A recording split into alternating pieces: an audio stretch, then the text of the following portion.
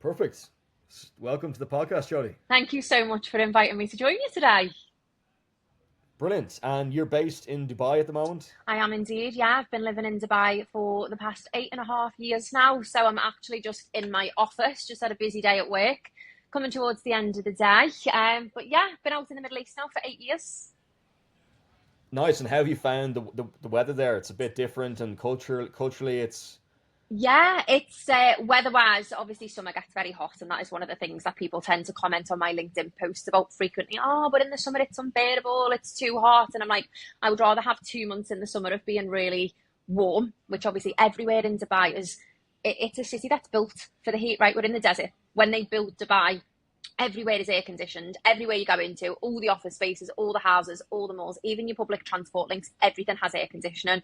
So it is more than bearable for those couple of months of the year. And then I get 9, 10 months a year of absolutely gorgeous weather. I can sit outside, I can have my dinner, I can go for a run down the beach. So for me, the weather's not a problem.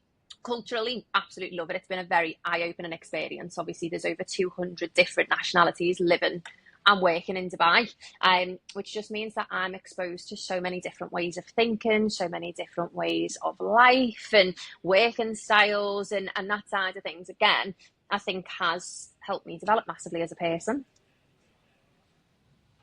yeah, I bet. Especially meeting people from all over the world. It's almost like working in.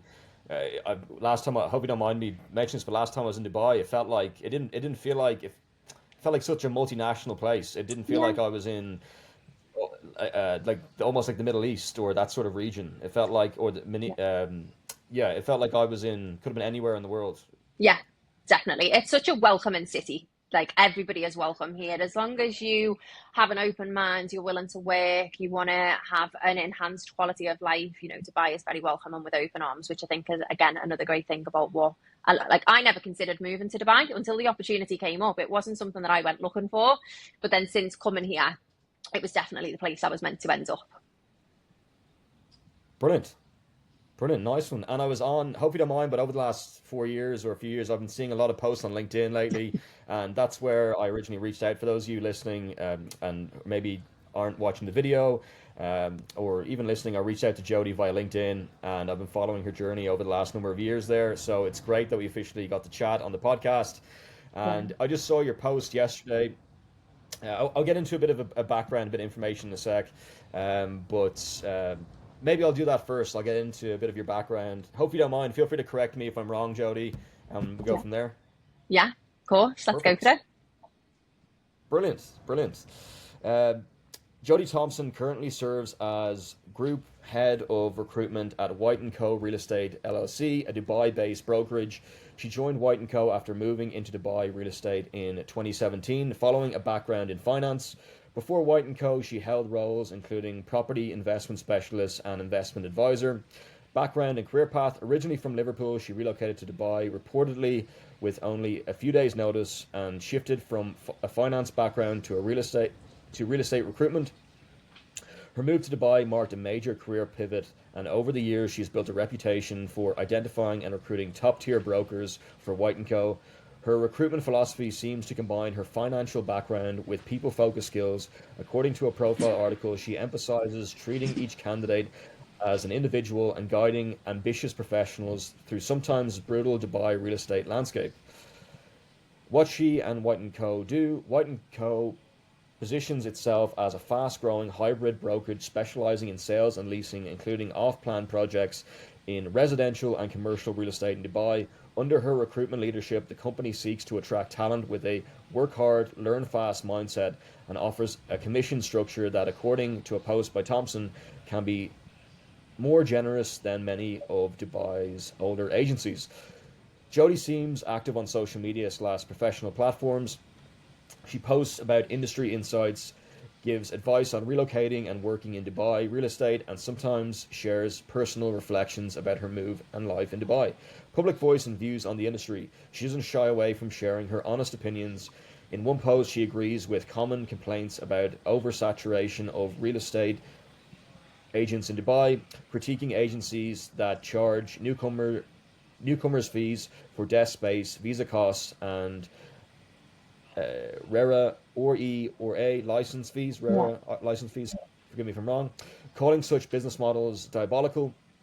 In another post, she argues that real estate can be highly collaborative when done properly, that success depends not just on individual hustle, but being part of a being part of a supportive team.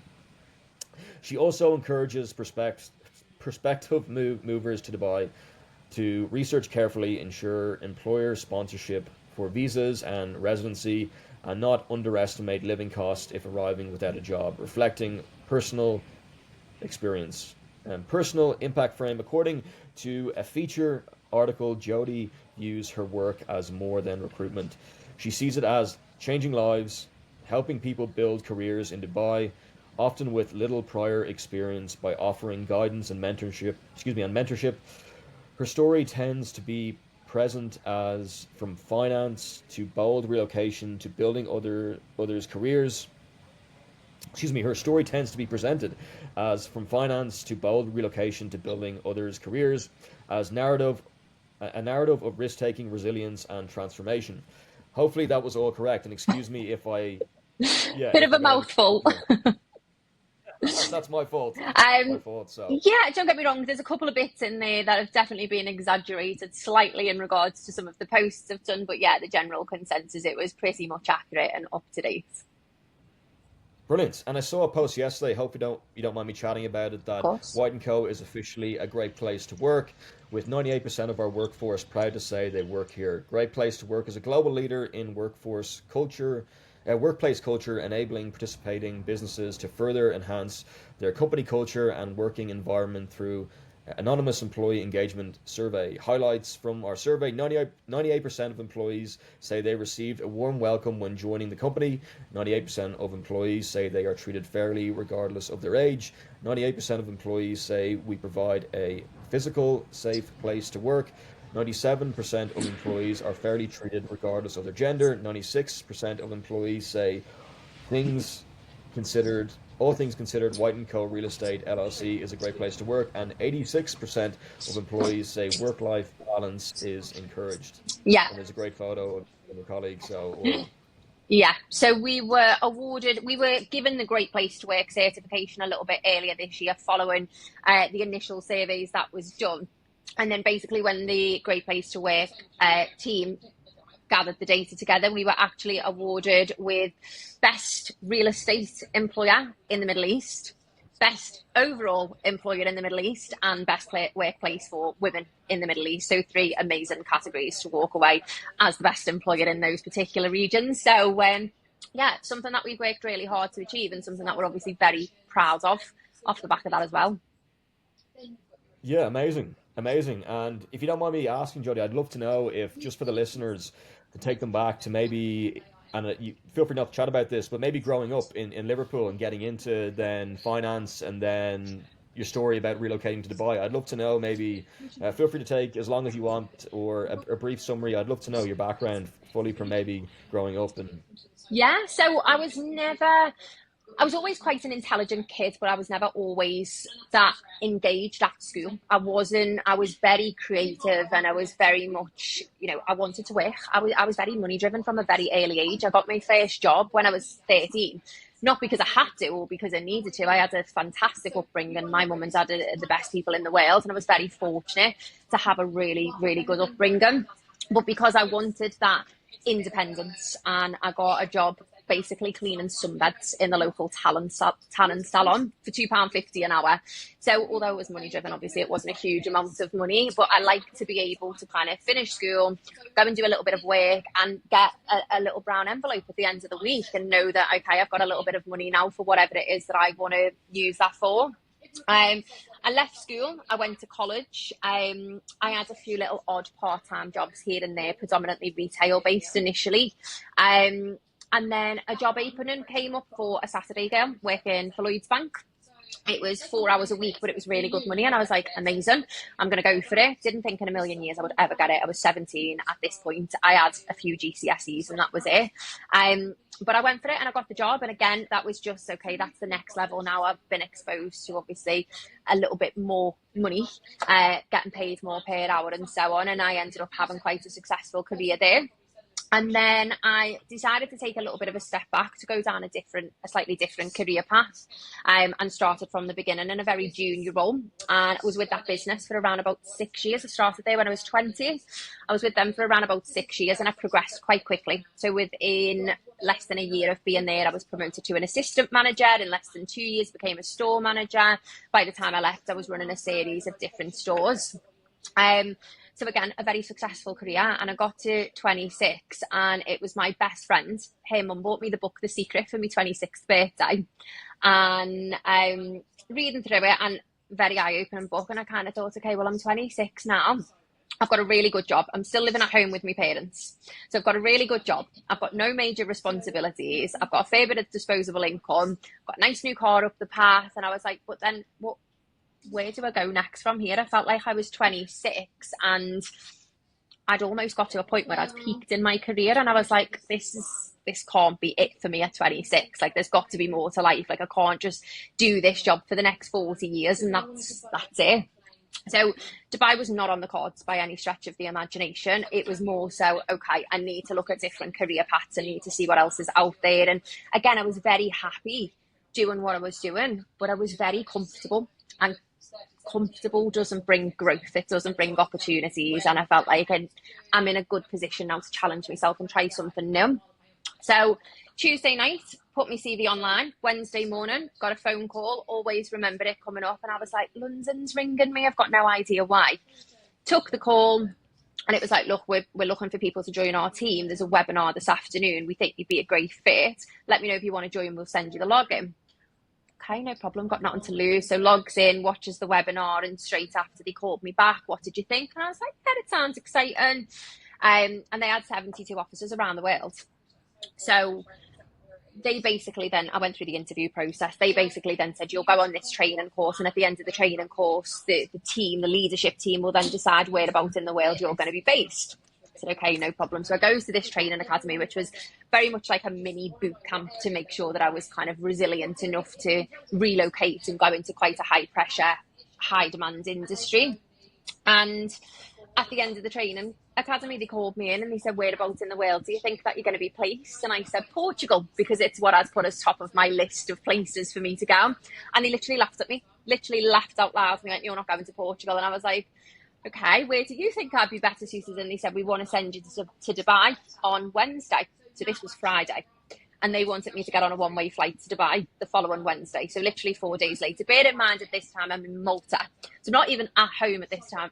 So I'm like, okay, I need a minute to obviously digest everything. It comes out, it rings me dad. And my dad was really encouraging of it. He was like, I think you'll be brilliant. I think it's an absolutely life-changing opportunity. You need to at least give it a go. And that was that, 22nd of September 2017. I got on the plane to Dubai, and I've never looked back. Wow, that's an amazing story. Yeah. And did you find that one book, The Secret, was the catalyst for you to make a change in your life? Yeah, I think I knew deep down I was, for lack of a better expression, I wasn't designed for the life I was living. And I kind of knew that deep down. I knew that I wanted to do more. I didn't want to just do a 9 to 5 and pay bills. I didn't want to buy, a house in the UK to say I was a homeowner. I didn't want to, just go on, the same holiday every year. I didn't want to do the same job day in, day out for the next 40 years. I didn't want to just settle down and get married and have kids. Like, I wanted to live a life. And I think I knew that because I was quite an anomaly in my family anyway. A lot of my family do settle down and, they get married, they have kids young, they've got really happy families. I've grown up surrounded by families that love each other, which is amazing. A lot of people are fortunate enough to have had that experience growing up. But for me, I was like, I just want to live life. I want to travel. I want to go and see amazing places in the world. I want to get up every day and get out of bed and go and do a job that I absolutely love. And the big thing for me was I always believe in the saying, I wanted to look back when I'm on my deathbed in years to come, whenever that may be, and say that I lived a life that I chose, not a life that I was forced into. Yeah, that's a very empowering message, Jodi, and I just want to first of all, take time to acknowledge your courage from making such a big change in your life. That must have taken. Did you have a lot of fear around it, or a lot of? Because the time frame was so short, I didn't have a huge amount of time to really think about it. It was like, right, I've got to get back from Malta. I actually missed my flight from Malta as well. I got the times wrong. I thought I was flying in the night, I was flying in the morning. So I lost another 12 hours of time. I had to get back home, needed to renew my passport, needed to pack a case, needed to see the family. So I didn't really have time to fully digest it. The first time it hit me was when I landed in Dubai airport, because I'd never been to Dubai before. I'd never been here on holiday. I'd never visited. I didn't know anybody living here. It was a completely new thing to me. And I landed in Dubai airport and I was like, what have I done? And it was at that moment I was like, what if this doesn't work out? And it was like, you know, that feeling that you get where you go hot from your feet right up your body. It was like that hit me. And then I see my case coming and I was like, right, now I've got to get my suitcase. I've got to go and find a taxi. And all of a sudden I had these new challenges to think about. I've got to get out the airport. I've got to get to the taxi. I've got to get to the accommodation. That by the time I got to the accommodation, I was exhausted. I went to bed. I woke up the next day, I opened my curtains, Burj Khalifa, and I was like, oh, this is my life now. And then after that, I just never looked back. And it was like everything. It was like a complete sense of peace for me of like, yeah, initially fear, landing, wow, what have I done? Such a big move. Waking up the next day and realising I'm in Dubai and I've got an amazing opportunity in front of me. Let's just go and make the most of it. Yeah, and what's the first thing when you arrived, besides organising your entire life when you got there? Was there first thing that you wanted to do when you got to Dubai initially? Was there? I knew nothing about Dubai when I came here, so I didn't even have a list of things that I wanted to do. The only thing that I ever remembered was I had seen the cast of The Only Way is Essex posting pictures at a beach club called Zero Gravity. So that was like one of the things that I wanted to do, but it was so far down the list because I was like, no, I've come here to work. I need to work hard. I need to make money. I need to get myself set up and settled, and then I can do those things. So that was always kind of in the back of my mind, and I did do. I can you hear me okay? Yeah, all good. Your audio Yeah, stopped there. You're sorry. recording, but it's good to go. Good Yeah, to go. phone Yeah. call came through, so you might need to edit this little bit out. But yeah, so there wasn't really anything major on my list because I knew nothing about Dubai, and I think again that served me really well because I threw myself into work and I became very successful in the job that I'd done when I initially came out here because I didn't do anything but work when I first came out. And the first year, I say to everyone, the first year in Dubai is hard. You know, you're making such a big move. You're leaving your comfort zone. You're leaving everything that you've known behind. You're leaving your family. You know, you have a bad day. You can't just get up off the couch and go down to your mum's and have a cup of tea and get a little bit of that support network, that safety net around you. You don't have that privilege anymore. You're on the other side of the world and you have to build a friendship group that becomes a family, and that takes time. But again, as I say, for me, I felt like that served me purpose. I got all my CISA qualifications. I became a fully qualified UAE financial advisor in quite a short space of time because I just studied and worked and immersed myself into the industry I was working in at the time. And yeah, it set me up really well. The first year was hard, but obviously 8 years later, I'm so grateful that I stuck it out in that first year because there was definitely days where I thought, do you know what, it'd be so much easier to put everything back in the suitcase, go back to my mum and dad's box room where I was living, go back to my old job, which was very comfortable and paid me well. And I had a nice life in the UK. It's not like I didn't have a nice life. I had a great life. I wasn't running away from anything. So there was times where I thought it'd be so much easier to pack all this up and go back and do what I was doing before. But again, I think it comes down to that deep-rooted belief that I was meant to be here. Yeah. Yeah. Do you feel like a sense of knowing that this is exactly where I'm meant to be at this point in time, or? Yeah, and it's such a weird thing because my name, when you translate it into Arabic, it's actually a name from the Quran, which is obviously massive in this area of the world. So that was kind of like the first sort of sign. And then I went on holiday when I was 16, and one of my aunties passed away before I was born, and the family always say, oh, Jodie is Paula reincarnated. It's like an ongoing running joke in the family because we were so similar. So when I went to Egypt and I started to kind of learn about their culture and I learned about the Ankh, the Egyptian key of life, I actually ended up going and getting a tattoo of that when I was about 18. So that was like the next sort of thing. And then When my niece was born, I went and got another tattoo. I got the word inspiration written in Arabic on the back of my neck. And it was just all of these little things that when I got here, I was like, there's definitely been something deep rooted in me that has been meant to be in this part of the world from a very, very, well, from birth, basically. And when I got here and that kind of first day and that sort of sense of peace, it was like I knew I'm in the right place. I'm finally where I was meant to be. And that's just always stuck with me. Yeah, it's hard at times, but this is my home away from home.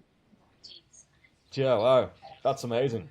Yeah, especially the coincidences. It's not like there's one thing. I don't mean to say like, but it's not that it's almost like a number of things that led to that this is exactly where I'm meant to be.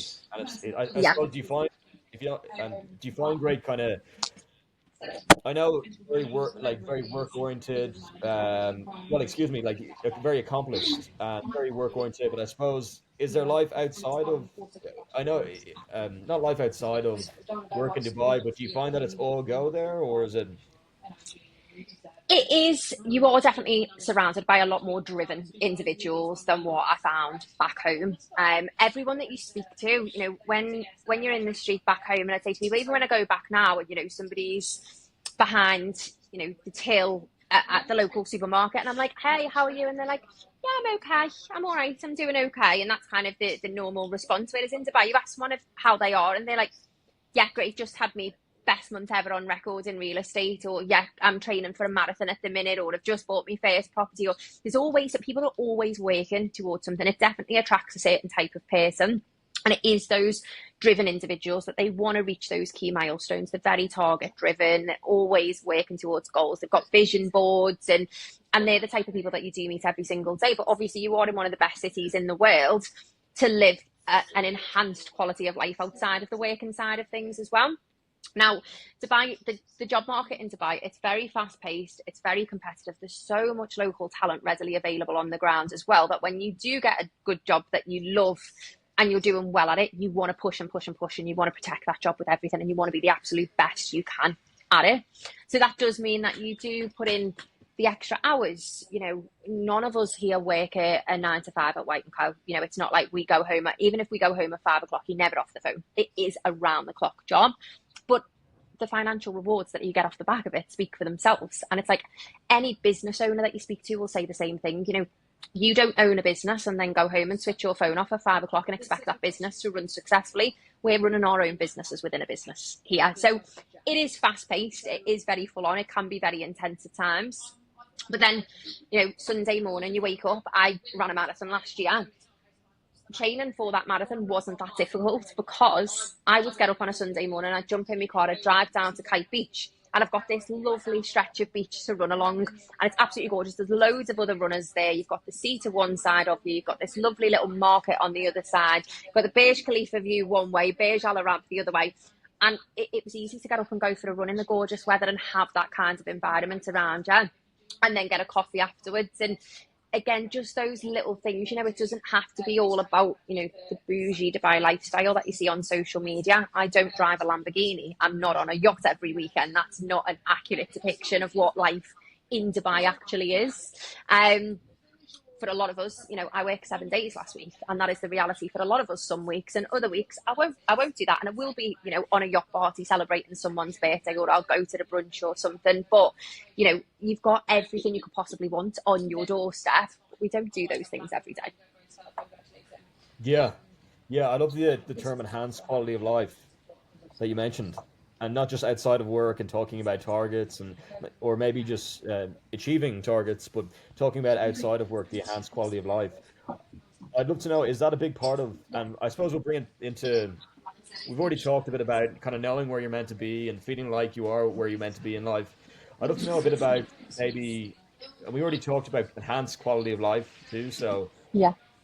I'd love to know when you joined the role in Dubai and you're in White and Co now, and it's a great place to work. Do you find yourself mentoring a lot of people inside work? Well, I mean, obviously inside of work, but outside of work as well. Or do you find that there's a lot of people reaching out and Yeah, so I do get a lot of people reaching out. That was a big reason why I set up the DubaiRecruiter.com earlier this year, just to alleviate that workload, because I have built a bit of a presence on social media now. And that does mean that I do get a lot of people reaching out that aren't necessarily looking to get into real estate. Now, obviously, real estate recruitment is my full-time role. I pour my heart and soul into it, but I do want to help as many people as I can with this move, because Dubai has changed my life. I want other people to be able to experience that, but I can't sit on a 10, 15, 20-minute phone call with every person that messages me every day. Otherwise, I wouldn't be able to do my job. So I set up the DubaiRecruiter.com. I designed a relocation guide that kind of covers everything that people need to know about making the move, everything from the best places to find jobs out here, the best ways to approach the job search, finding accommodation, transportation, kind of UAE labour laws, visa process, medical insurance, all of that kind of basic information that, yes, okay, you could probably go online and find that in dribs and drabs, but this is in one guide that covers everything you need to know. And then even for those that have just recently moved to Dubai, I've set up a guide that has got all of your best restaurants, the best salons to go to, the best gyms, places that you can even go eat, drink, brunch for free on certain days of the week, put all that into a guide. So I set that up to be able to offer that kind of mentorship from a distance to people. Within White & Co, I'm very fortunate that we've got such a strong leadership team. I don't necessarily, obviously, I'm always here for any employee in the business. They can come to me with literally anything at any given time. But I'm so fortunate that we've got such a strong leadership team. They've got amazing directors that work with them day in, day out, that build really strong relationships with them, that if they've got a question about a deal that they're working on, or they've got a difficult client, or whatever it may be, they've got amazing, knowledgeable directors there with them day in, day out. We've got an incredible training and development team that look after those brokers when they first come into the business, to make sure they've got the knowledge, the skills, the confidence that they need, that I don't necessarily need to act as a mentor. But everyone knows they can. I've got a gorgeous little office that I sit in right now. We've got the little light up mirror. We've got loads of plants. We've got a little sofa in the corner. People can come in and offload whenever they need to. Me and Daisy, we're a two-man band, but all ears whenever anybody needs us. But we're surrounded by so much support. We don't really need to do that too often, thankfully. Yeah, brilliant, Jody. Yeah, it's great that and can people go on that now from the DubaiRecruiter.com? It's Yeah, it's literally just a website. It's got some other podcast episodes that I've done as well. So some small video clips on there. There's some blogs that I've wrote about moving to Dubai. Again, as you mentioned earlier, a little bit about my own experience as well. So there's some little pearls of wisdom in there, and obviously there's a whole page dedicated to the guides as well. So yeah, anybody can go on that anytime. excellent. That's and is it from just based in the UK, or just for people in Dubai, or can someone look at it from Ireland, for example? Just because a lot of the listeners are from Dublin, Ireland, so can they can go on to DubaiRecruiter.com and Absolutely. Hired a lot of Irish people since I've been in this role. To be honest, the Irish tend to do pretty well in real estate out here. So if anybody does want to have a chat, they can always just have a little look through my LinkedIn, get a little bit of information.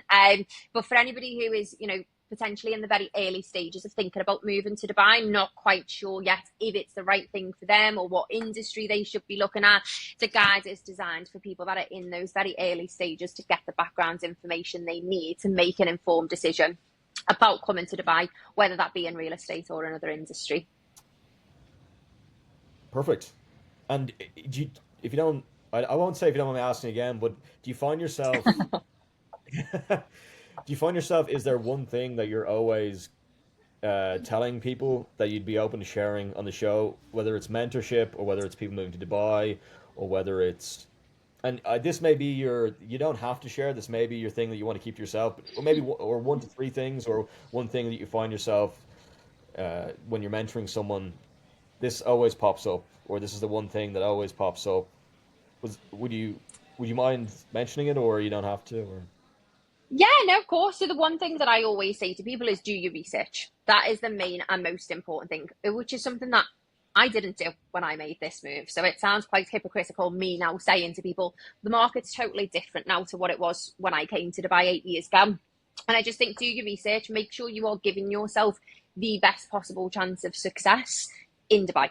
And that means giving yourself enough time to adjust to a big move, because I think people do underestimate how big the move is until you get here, and how hard it is going to be to settle into a new country and establish yourself in a new career.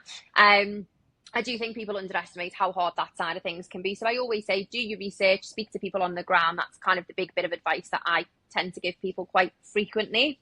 The one thing that comes up that people tend to ask me a lot of the time is, how do you actually deal with being away from your family when you're missing out on things like maybe someone's getting married in your family, you can't get the time off work, or they're getting married somewhere that it's going to take you 24 hours to travel there, or, you know, maybe there's a death in the family, maybe there's a new baby in the family. You know, there's these key milestones of your close family and friends that you may potentially be missing out on. And that is something that people ask me a lot of the time. How do you deal with it? And the truth be told, it doesn't get easier. There is going to be things that you miss out on. And it's like anything in life. It is, you know, you can never have the life that you want without having to make sacrifices along the way. If you was to live a life that pleased everybody else, you wouldn't be living the life that you want to live. To get to where you want to be and have the things that you want to have, you have to be prepared to say no to certain things at this point. And there'll be certain things that you really don't want to say no to. And you'll have to. There'll be certain things where you think, I probably shouldn't do that, but I need to. And you need to be prepared to make those decisions. And moving to Dubai, or moving anywhere in the world where you're going to be away from your family, your close friends, be away from a life that you've been very used to before, you are going to have to make sacrifices, and some of them are going to be hard to make, but you have to do it. Yeah, it's an excellent point, doing your research, and especially being away from and the secondary point, I suppose, being away from family. Yeah. How to, when you see the weddings, or you see the events, or you see the birthdays and you're missing them, do you find yourself, you don't mind, and I want to ask you if you don't mind, but do you find yourself, is there anything you do during those times when you're getting, I don't know, fear of missing out, maybe FOMO, when you're seeing birthdays and weddings? Is there anything that you sort of remind yourself for being away from home? No, to be honest, because my life's so different. Now, when I moved to Dubai, I was 26. I was young and single. I had no responsibilities. And I was living in a shared apartment with 5 people that I'd never met before I moved into that little bedroom. So it was like a co-living space, which was very popular back in the day. So back then, I found it a lot harder.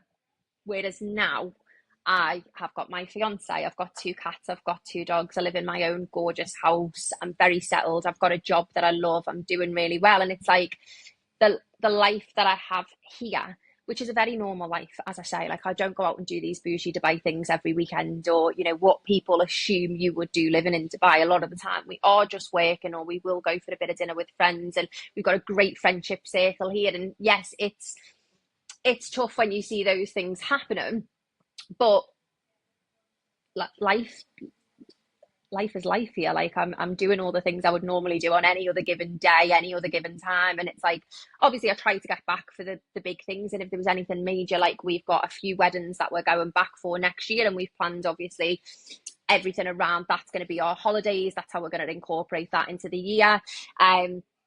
And that we're looking forward to that. And 100%, they are things that we absolutely definitely wouldn't miss. And there will be occasions like that we 100% won't miss. But there was times where, you know, it was peak COVID and I was living in Dubai, and I was very, very fortunate. I had all of my grandparents until I was 29. I lost my first grandparent at 29, which again is something that not a lot of people get to say. They had nearly 30 years of their life with all 4 grandparents. And I did. And unfortunately, I lost my lovely nan in peak COVID, and I couldn't get on a plane and go home. And at the time, it was like the worst thing in the world. I was like, I just want to be with my family. I'm grieving. I hadn't met my partner at this point. So I was living in a 1-bedroom apartment by this time. Wasn't sharing anymore. I was going home from work. I was going into an apartment where I was on my own. It was peak COVID. I'm on my own in an apartment. I can't really see my friends. I can't socialise much. I can't get on a plane and go back home because the UK is on the red list. I didn't have a choice. And at the time, that was the worst thing in the world. But when I look back and I think about it now, I think that was probably the best thing that could have happened, because since then, you know, other things have happened that I've not been able to go back for. And I think, well, at one point, I didn't have any control over that. I didn't have any choice around it. nobody hated me for not going. Everybody understood, and they still understand now. So yeah, it's as much as it was a terrible thing at the time, it definitely, again, it just kind of built that resilience. Yeah, that's a great word, resilience. Building that resilience over time and getting used to, I suppose, being away from home. And great that you have a group of friends there that you can spend time with, and a fiance, and you mentioned your cats outside of work.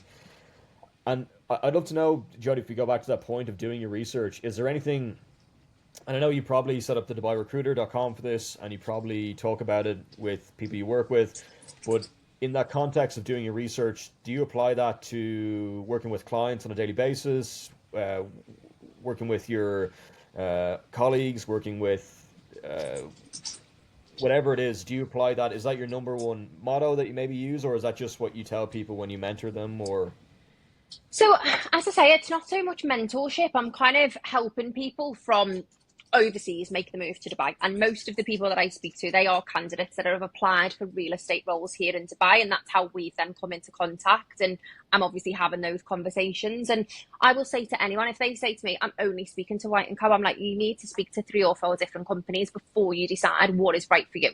Whereas a lot of recruiters would be like, oh my God, that's amazing. Don't speak to anybody else because I don't want to lose the candidate. Whereas for me, I'm like, I want you to join White and Co because you're 100% certain that this is the right place for you. And the only way for you to know that is to speak to different people, get a feel for different recruiters, understand different business models, and do your research. And that's where that do your research comes in. Like, go online, have a look at the social media presence, have a look at the number of listings, have a look at the team dynamics. There's a lot of statistics that you can get from LinkedIn in terms of the average employee tenure, the headcount growth over the last 12 months. These are all figures and data that are widely publicised that people don't necessarily know to go looking for, which is a great way for you to then shortlist the different companies that you want to speak to. Now, obviously, this is a huge move.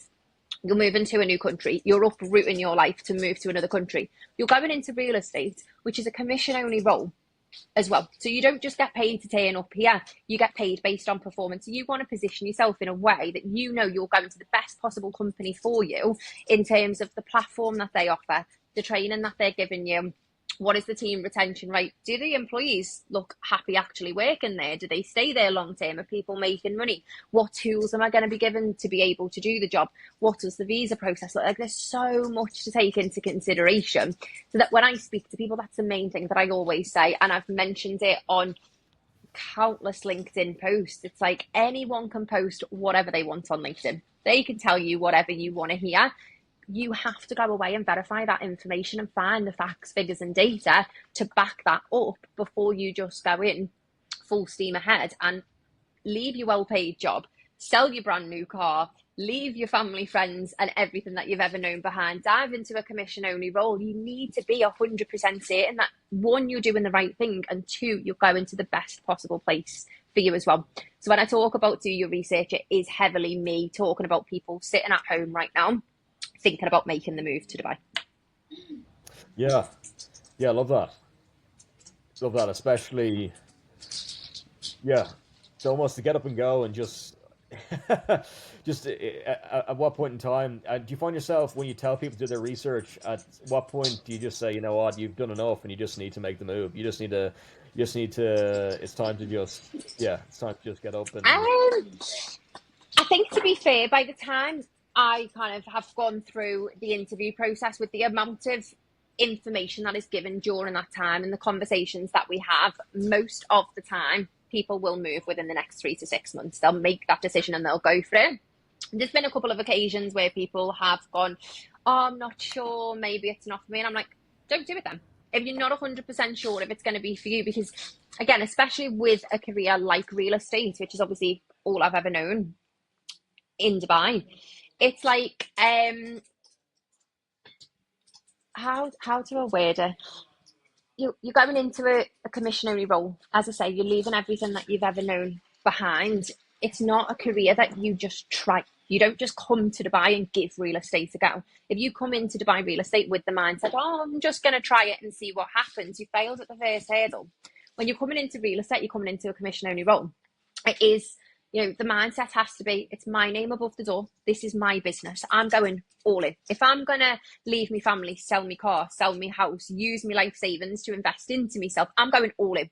So if I'm going to go all in, I need to be part of a company that is going all in for me. Yeah, that's love that, Jody. To find a company that's going to be all in for you and find the right place to go, especially in Dubai. And would you apply that to other cities as well, or do you find that when you mentor people, is it just Dubai or other cities that have similar questions? Or So for me, it's people that are moving to Dubai. That is the core okay, audience that I deal with. This is basically 100% of the questions that I get. Obviously, I've only ever lived in Liverpool, where I lived in the same house for 26 years, and then left that same house that I'd lived in for 26 years to come to Dubai. So I don't know anywhere else in the world to be able to answer those kinds of questions. But I have a wealth of knowledge about Dubai. I've got a lot of first-hand experience. So a lot of people do come to me because, again, especially in the space that I'm in, there's only a handful of recruiters in our market that have been doing this in real estate for 5, 10, 15 years. A lot of the recruiters within the real estate space now are kind of in their first year or two. They're quite new to Dubai. They're still kind of getting settled, learning the ropes. When people do see somebody that has been in Dubai for a long time, naturally you're going to go, okay, I want to speak to that person because they will obviously have a lot of knowledge because they've been doing the job for so long. And obviously I've done other things as well. Like I'm fully qualified UAE financial advisor. So there's that side of things. So people will reach out to me about taxes and property portfolios, protecting assets, things like that, because they see the financial qualifications. I'm doing my CIPD associate level 5 right now in terms of human resources, managing teams, leadership, things like that. So people will see those qualifications and it just gives you that little bit more kind of trust and credibility, where people will reach out and say, you know, I'm in the early stages of thinking of moving to Dubai, not 100% sure yet. What advice would you give? What kind of things do you think I need to know or should take into consideration? They're a lot of the questions that I tend to get. yes, great.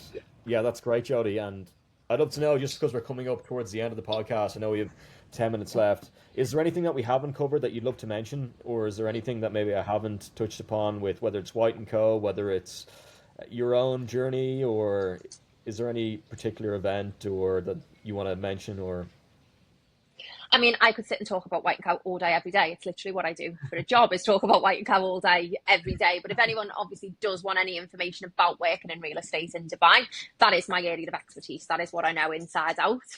Um, but in terms of things that we've covered, obviously we've spoke a lot about my experience of being in Dubai, both the good and the bad, the challenges that comes with it, what the first year looks like. I don't think there's anything that we've not covered in terms of my journey, obviously professionally, to where we are now.